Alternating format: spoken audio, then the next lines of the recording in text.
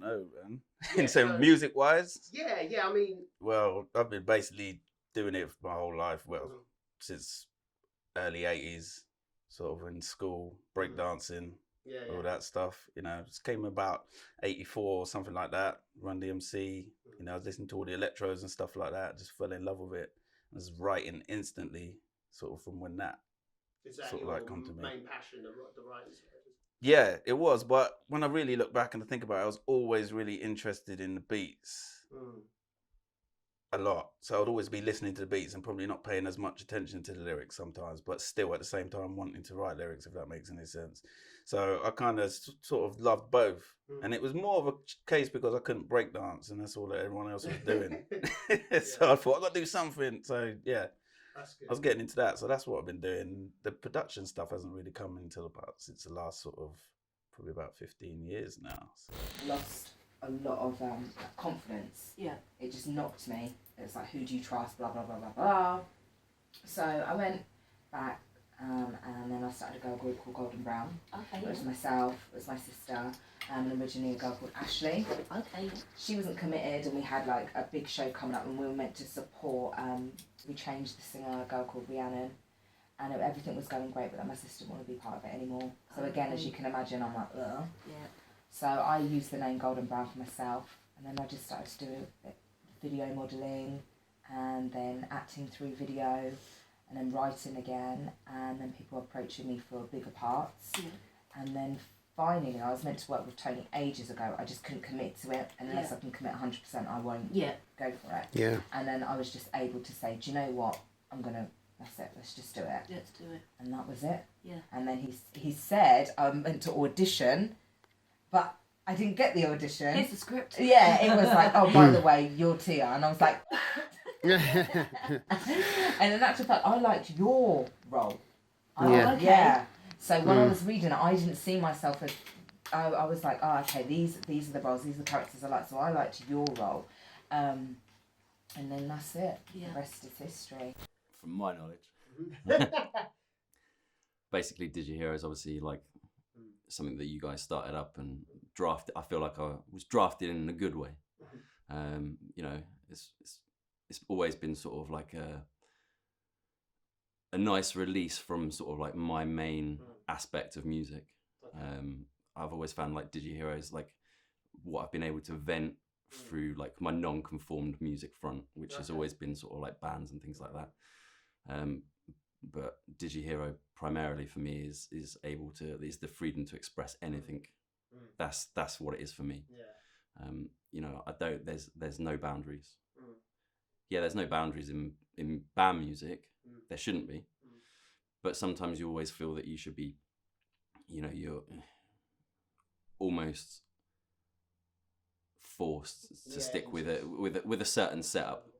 Not that society says that, but you feel like you shouldn't venture too far from it. Talk about where we are with the film, show some people some initial things. Where are you with it at the moment in terms of what you've seen and what you're thinking about the project so far? Yeah, I mean it's looking great so far. From what I've seen, mostly of the good stuff that I shot. Yeah. Yeah. No, it's looking great. It's I mean, given how we shot it, the time frame we had, it was very restrictive. For the audience, whoever's going to watch this, what was the time frame? Do you remember in terms of, because we had kind of busy days? Wow. I mean, we had maybe one rehearsal day. We had another day for shooting the first time round, and then I think we had to do some reshoots in the club. That was just in the club alone. Yeah, in the club. We can't do that now, it's closed. Yeah, exactly. Yeah, even if we wanted to go back and do pickups or reshoots for anything that we'd missed. Yeah, we wouldn't be done. I mean, what was it? It closed, a couple of months after or something? No, it was this year it closed, actually. So it would...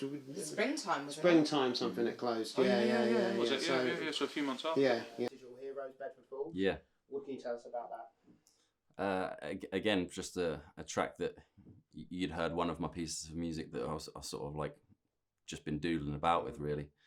And you were like, oh, I think we can turn this into something, you know. And gave me sort of like almost a few rules, but not, you know. And I think that was pretty much the foundation for where we've pretty much moved on from as well. Yeah. You know, not necessarily trying to drive towards a particular type of music, but, you know, finding something that you've almost thrown up on a page. It's expression, isn't it? At the end of the day. And then that track just grew and grew and grew, and then you know a few other people got involved in it. Carl, obviously, and then he's put his little spin on it. Yeah, that was an amazing opportunity, to be honest. Like he's brilliant at what he does, isn't he? And obviously he's put his own spin on it, you've put your spin on it, Sal's put his spin on it, and it created this insane piece. You know, almost to the point where it was just like it kind of wasn't even digestible, but it was awesome. Like to hear it as a musician, that's, you're not really bothered what the mainstream thinks of it. You know, you've got what out of it, what you want. Exactly. For me, that was really rewarding as a project. But we turned it into rehearsal. Do you remember that? Was that in the basement? Yeah, it was. Yeah, yes. And the other rehearsals we did were sort of like by Skype, weren't they? Yeah, we did we did loads of those, didn't we? But that's the thing. We just had to be committed and use our spare time where we could.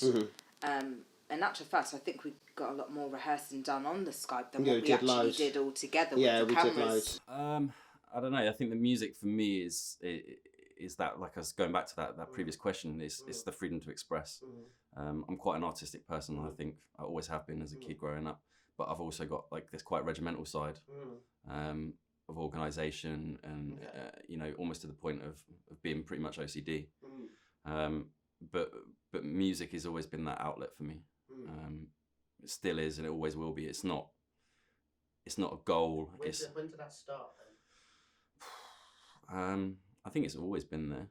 I think it's always been there, but like first time I guess I picked up a guitar probably when I was about 15, 16. It's the same cliche story, isn't it, really? But it's just a progression, isn't it? Like some people see music, you know, like Darren was saying, I was listening to his interview just now. He was saying, you know, I've thought about giving it up, and you're never gonna give it up because it's a way of life. It's not a chore. It's not a job. It's always going to be there. Like as long as you can pick up an instrument or sing a few words, you're always going to do it. It's historic, isn't it? It's in your blood. It's almost like a DNA thing. Exactly. You're not going to be able to put it down. Was it about from 10 till about 7? 6, 7. So about 7 o'clock, late, Which, to be honest, in actual fact, that's not that long, really, if you compare it compared to other stuff.